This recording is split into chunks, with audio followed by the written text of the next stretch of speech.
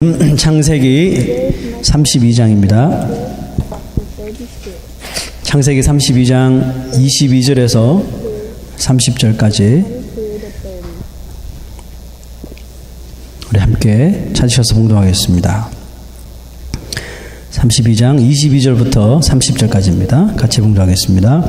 밤에 일어나 두 아내와 두 여종과 11 아들을 인도하여 야복 나루를 건널세 그들을 인도하여 시내를 건너가게 하며 그의 소유도 건너가게 하고 야곱은 홀로 남았더니 어떤 사람이 날이 새도록 야곱과 씨름하다가 자기가 야곱을 이기지 못함을 보고 그가 야곱의 허벅지 관절을 치매 야곱의 허벅지 관절이 그 사람과 씨름할 때에 어긋났더라.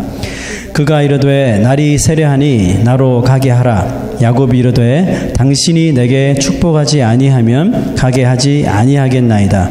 그 사람이 그에게 이르되 내 이름이 무엇이냐? 그가 이르되 야곱이니이다. 그가 이르되 내 이름을 다시는 야곱이라 부를 것이 아니요 이스라엘이라 부를 것이니 이는 내가 하나님과 및 사람들과 겨루어 이겼음이니라.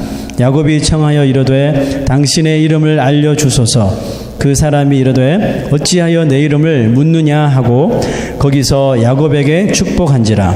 그러므로 야곱이 그곳 이름을 브니엘이라 하였으니 그가 이르기를 내가 하나님과 대면하여 보았으나 내 생명이 보존되었다 함이더라.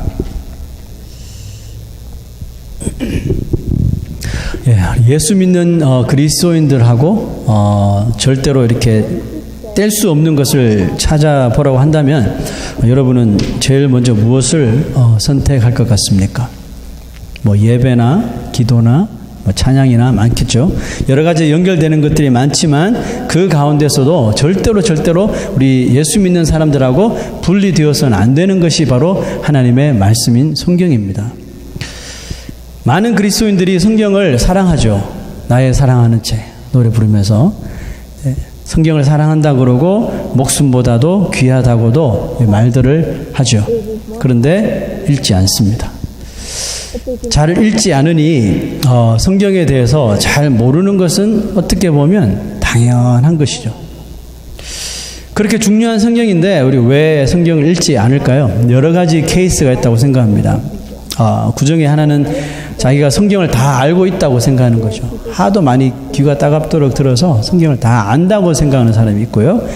읽긴 읽어야 하는데 오늘 말고 내일 그죠?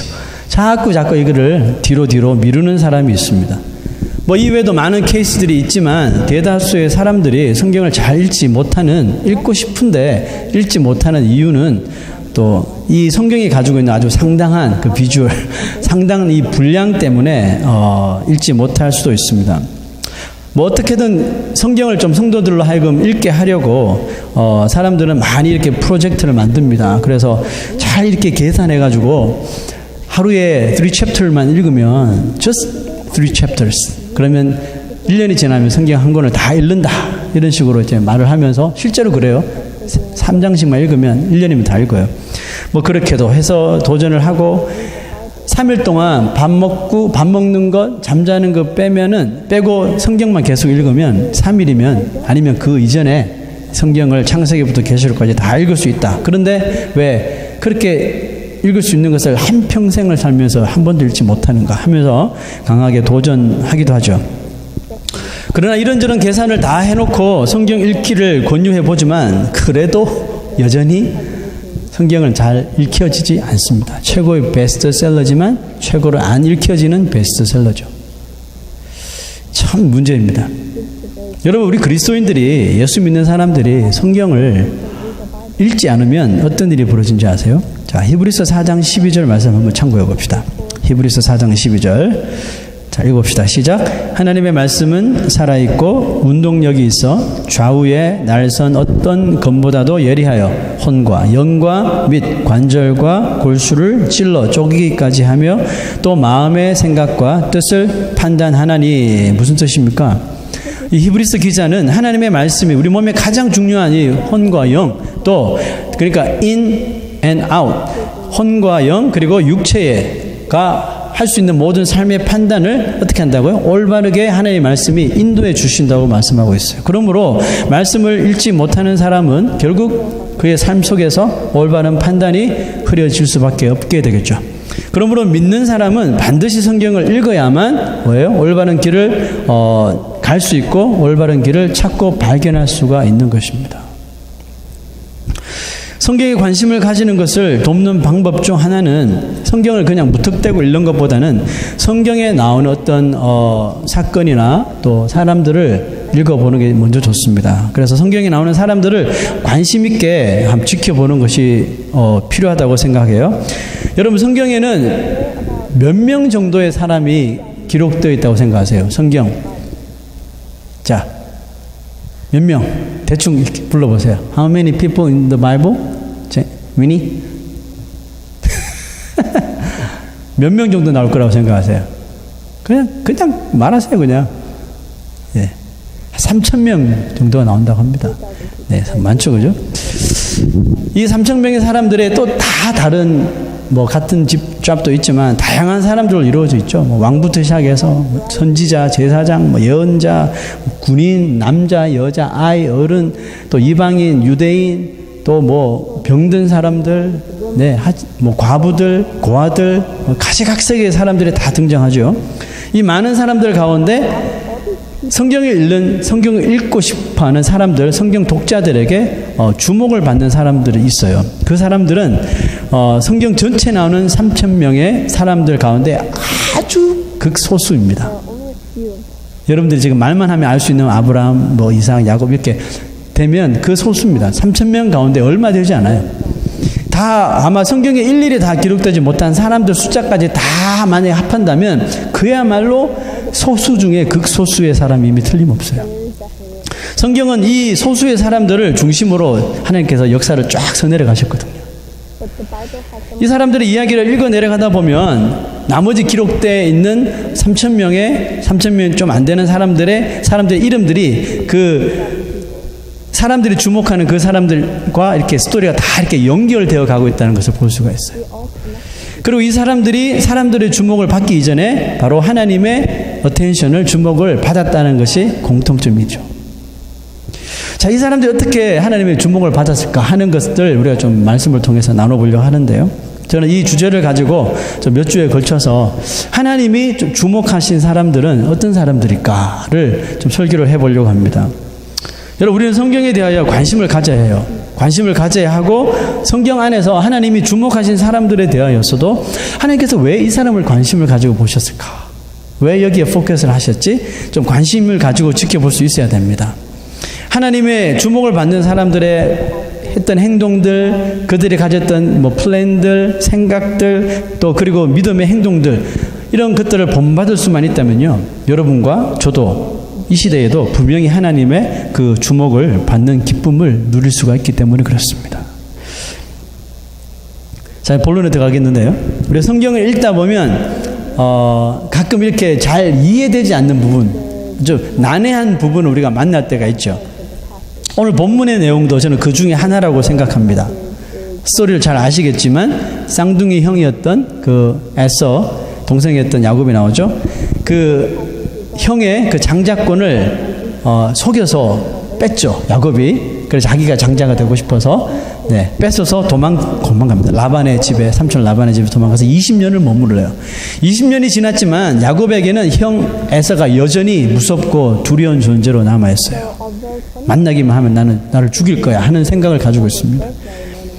자, 그래서 이 장면은 이제 20년이 지나고 큰 부를 이룬 야곱이 이제 고향집 형 에서가 있는 집으로 돌아오는 길입니다. 야곱은 형 에서를 만나기에 앞서서 어떻게 하면 조금이라도 그 화가 나 있는 형의 마음을 좀 이렇게 캄다운 시킬 수 있을까? 야곱은 온갖 계획을 다 세우죠. 그래서 나름대로 계획을 착착착착 세웁니다. 어떻게 했습니까? 세 그룹으로 나눠서 각 그룹마다 형 에서가 좋아할 만한 이런 보물들, 물질들을 계속해서 안겨주는 것이죠. 자, 이 무리를 세 그룹으로 나누어서 계속적으로 이 물질을 형 에서에게 넘겨주면 견물생심이라고 형 에서의 마음이 조금씩 풀리지 않을까, 이런 생각으로 이렇게 계획을 세운 것이 야곱의 플랜이었습니다. 자, 이제 모든 것을 다 준비했어요. 야복 강 너머로 가족들과 자녀들을 다 보낸 후에 야곱이 혼자 그 야복 강가에 남아 있습니다. 야곱이 그곳에 잠시 남게 되었을 때 갑자기 어떤 사람이 나타나죠.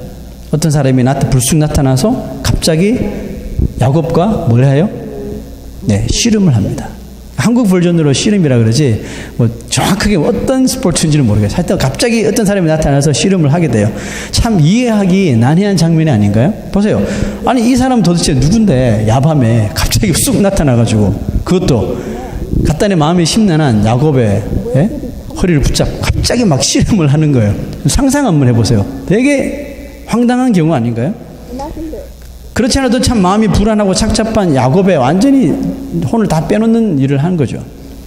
여러분, 이 정체불명의 사람에 대하여 정확하게 성경은 말하지는 않지만 이 창세기에서는요, 야곱이 이 사람과 씨름한 후에 그 사람에게 씨름의 제일 마지막 부분에 이 사람에게 축복을 해달라고 축복을 구한 것과 또 그 사람이 야곱의 이름을 이스라엘이라 바꿔주면서 그 뜻을 풀이해 주온 것을 보았을 때 야곱이 씨름한 사람은 하나님이시거나 하나님이 보낸 하나님의 사자일 가능성이 아주 크다는 거죠.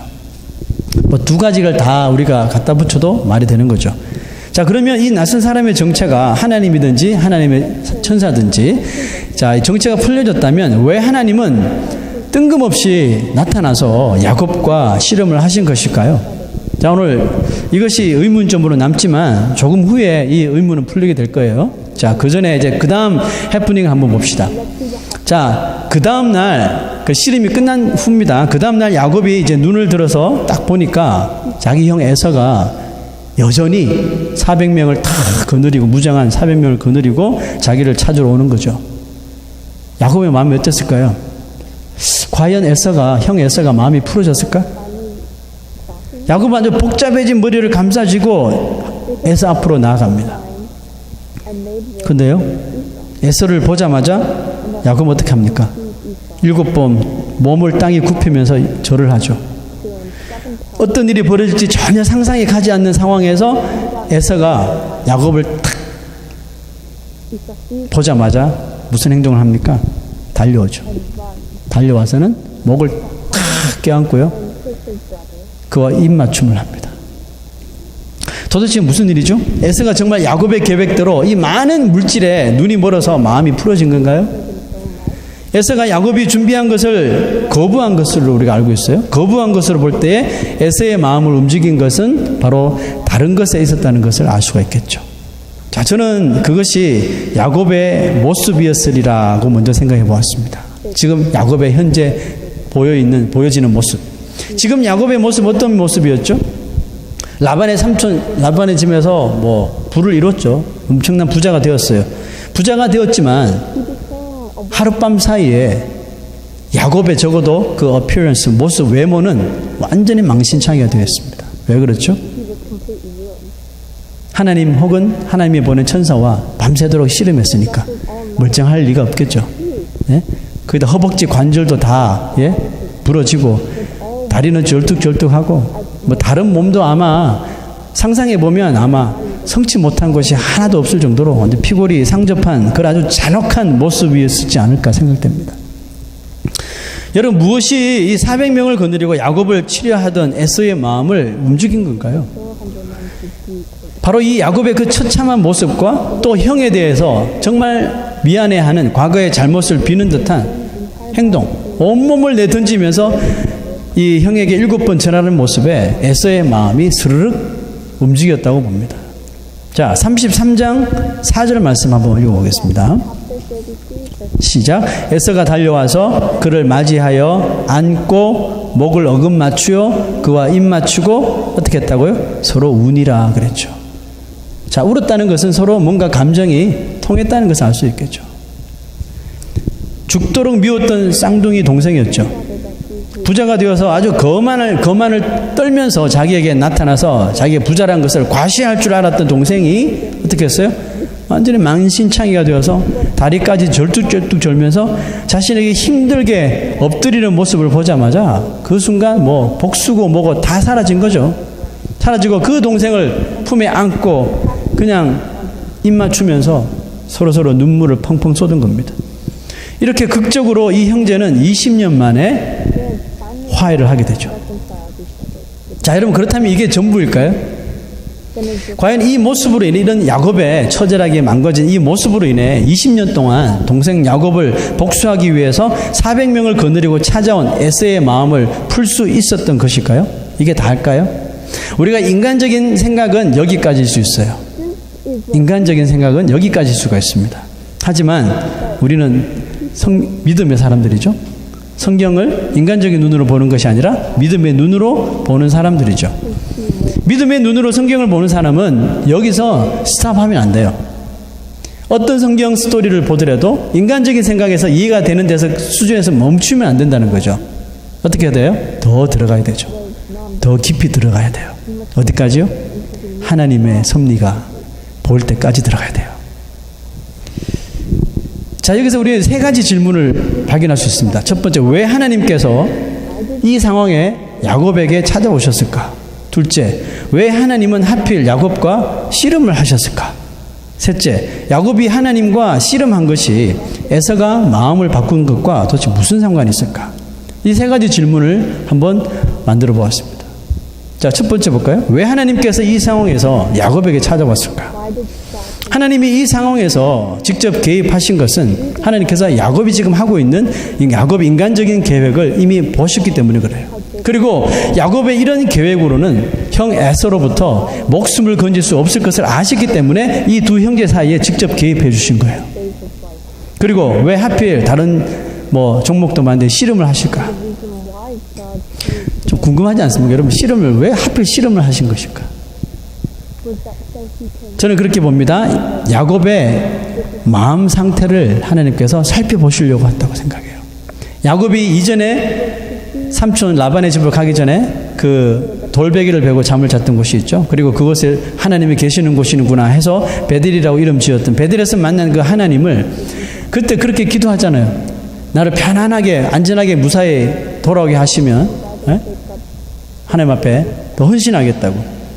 그랬던 야곱이 여전히 지금까지도 하나님만을 의지하고 있는가? 아니면 아직도 과거처럼 사람을 속이는 아주 인간적인 속임수로 에서와의 만남을 교묘하게 피해가려고 하는지 하나님께서 확인해 보시려고 이 야곱의 허리를 붙잡고 씨름을 택하신 것이라고 생각해요. 자, 가만히 생각해 보세요. 여러분, 씨름 아시죠? 레슬링도 그렇지만 씨름이라는 운동이 다 그렇듯이 붙잡았다가 자기가 하기 싫으면 어떻게 해요? 씨름하기 싫으면 손 놔버리면 되거든요. 그렇잖아요. 딱 잡아봤는데 내가 질 것 같아. 그러면 망신당하기 전에 놔버리면 돼요. 그러면 게임 끝나는 거예요. 힘들일 필요가 전혀 없는 거예요. 잡은 손을 놔버리면 그대로 그 경기가 끝나는 거예요. 자, 그런데 야곱과 이 하나님의 씨름을 보세요. 야곱은 경기를 간단히 끝내고 싶은 마음이 없었다는 것을 볼 수가 있죠. 좀 상상해 보니까 좀 웃겨요. 왜 남자가 찾아와서 갑자기 야밤에 찾아와서 이 남자 막 허리를 붙잡고 막 씨름을 막 하는데 내 같으면 놔버릴 텐데 왜 야곱은 끝까지 붙들고 있는 거예요, 이 사람을. 참 신기하지 않습니까? 자, 24절에서 25절 보세요. 야곱은 홀로 남았더니 어떤 사람이 날이 새도록 야곱과 씨름하다가 자기가 야곱을 이기지 못함을 보고, 이 말은 뭐예요? 야곱이 끝까지 붙들었다는 거죠. 자기가 야곱을 이기지 못함을 보고 그가 야곱의 허벅지 관절을 침해 야곱의 허벅지 관절이 그 사람과 씨름할 때 어긋나 버렸더라. 느닷없이 찾아온 한 사람과 씨름을 하게 된 야곱. 야곱은요, 형 에서와 달리 아주 여성적인 사람이에요. 그러니까 운동 같은 거 싫어했던 사람이에요. 아주 매끈하게 생겼고요, 꽃미남 스타일이었어요.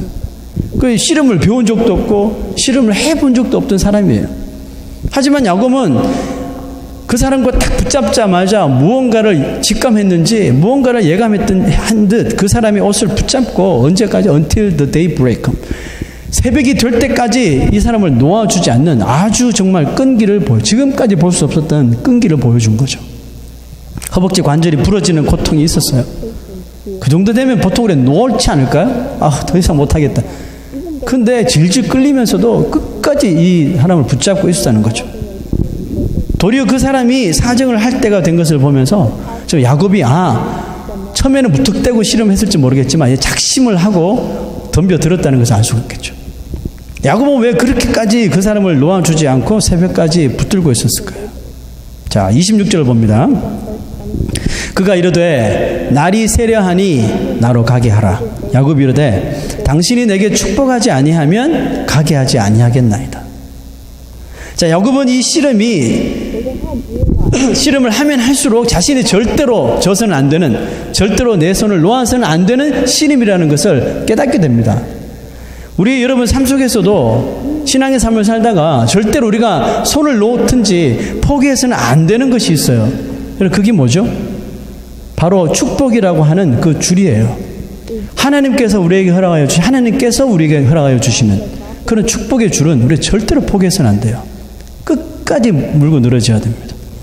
하나님이 우리를 만약에 축복하지 않으시면요, 지금이라도 모든 공급하시는 것들을 차단해 버리면 여러분 우리는 살아갈 수 있는 방법이 없게 되는 것이죠. 여러분 우리가 지금 살아있고 숨쉬고 이렇게 예배하는 것이 하나님의 축복임을 믿습니까?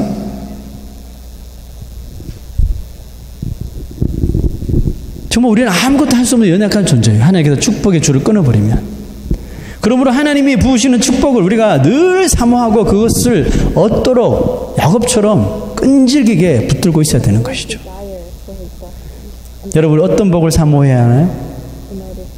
복도요. 가장 중요한 복을 찾으셔야 돼요. 그 복이 어떤 복입니까? 예수 잘 믿는 축복입니다. 예수 잘 믿는 복이 하나님께서 우리에게 주시는 복 가운데 가장 큰 복입니다. 왜 그러죠? 찬송에도 그런 찬송이 있잖아요. 나의 갈 길 다 가도록 예수 인도하시니 무슨 일을 만나든지 만사 형통하리라. 다 아시잖아요. 예수를 잘 믿는 것이 가장 큰 축복이에요. 예수를 믿는 복을 받지 못하고 세상의 복만 얻어봤자 어떻게 돼요? 모든 것이 헛것이라고요. 자, 그래서 야곱이 끝까지 붙들지 않았을까요? 자기가 엄청난 지금 세상의 복을 많이 누리고 있잖아요. 그런데도 불구하고 끝까지 붙든 게 뭐예요? 하나님의 축복을 얻기를 원했잖아요. 하나님 아니면 안 됩니다. 이것을 지금 하나님께 보여준 거죠. 데몬스트레이트 하고 있는 거예요. 야곱의 표현이 참 재밌지 않습니까? 당신이 내게 축복하지 아니하면 가게 하지 아니하겠나이다. 참 웃었어요, 저는. 지금 야곱이 누구랑 씨름하고 있어요? 저보다 사람은 아니잖아요. 영적인 존재, 천사 아니면 하나님인데 무슨 힘으로 하나님을 끝까지 붙잡을 수 있어요? 허벅지 관절뿐만 아니라 다른 곳에 쳐버리면 날아가는 존재가 야곱인데 내게 축복하지 않으면 절대로 가게 하지 않겠나이다 이런 말을 한 거예요. 하나님이 속으로 피식 웃었을 거예요. 지가 무슨 힘이 있다고. 그런데도 하나님이 기뻤던 거예요. 야, 얘가 이만큼 나를 의지하고 축복을 사모하는구나. 하나님이 이 말을 듣고 야곱의 축복에 대한 집념을 기쁘게 억셉해 주신 거예요. 왜냐하면 지금 야곱은 자신과 씨름하는 사람이 자신에게 축복할 수 있는 유일한 한 분임을 분명히 믿었기 때문에 그래요. 그래서 끝까지 붙들고 늘으셨어요.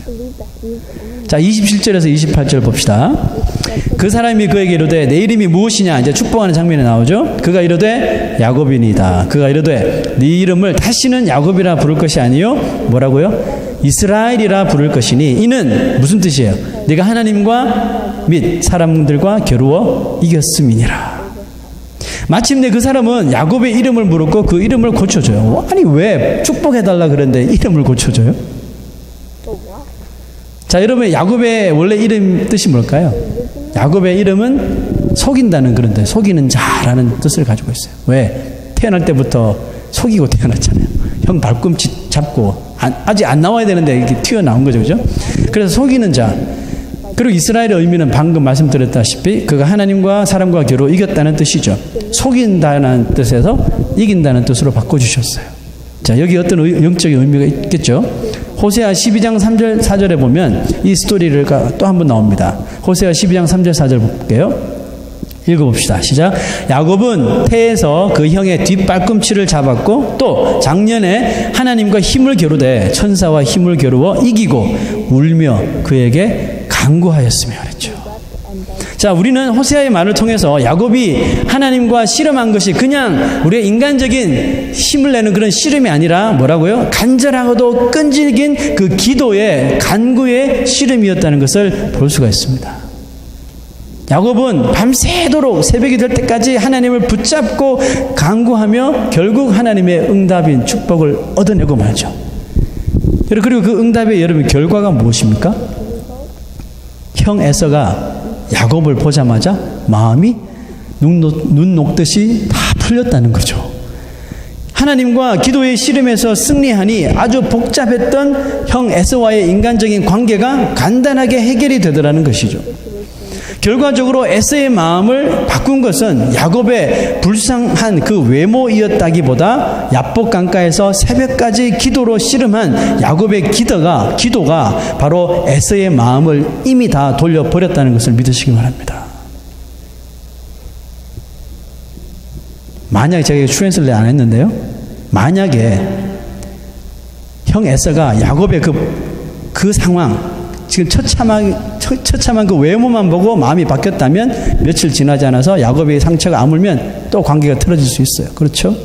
과거 생각이 나면서. 그런데 그렇지 않았거든요. 그것은 하나님께서 그 에서의 마음을 완전히 풀어주셨다는 것을 증명해 주고 있습니다. 남북전쟁을 승리로 이끈 링컨의 기도는 전쟁 속의 기도는 아주 유명하죠. 한 번은 링컨의 군대가 계속해서 패하는 거죠. 그래서 링컨이 이제 마음에 결정을 합니다. 인간의 힘으로는 우리가 절대로 이 전쟁을 이길 수 없겠구나 해서 전쟁 중인데 기도를 선포한 거죠. 자, 모든 장막에 모든 텐트에 기도의 깃발을 딱 세우고 아무도 터치하지 마, 아무도 중단하지 말고 기도를 시작한 거죠. 그때 링컨의 그 제너럴들이 모여서 이런 기도를 했다고 합니다. 하나님, 제발 우리 편이 되어 주십시오. 제발 우리 편이 되어 주십시오. 간절히 기도했대요. 그런데 기도 소리를 딱 듣던 링컨이 Stop your prayer. 기도를 다 중단시켜버린 거예요. 의아했어요. 기도하자 그래놓고는 기도를 하지 말래요. 왜 그랬습니까? 그랬더니 링컨이 이렇게 말합니다.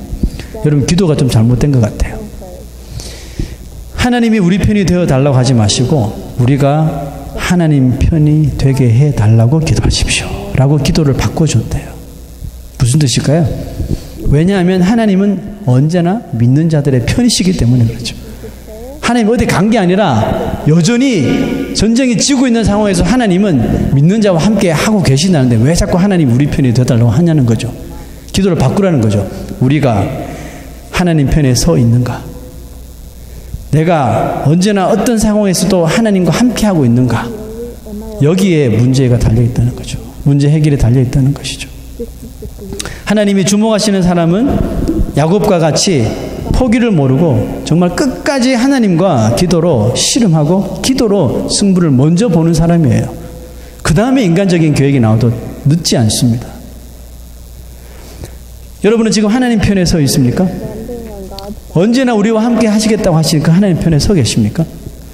하나님이 우리와 늘 함께 하심을 여러분 믿고 인정하십니까?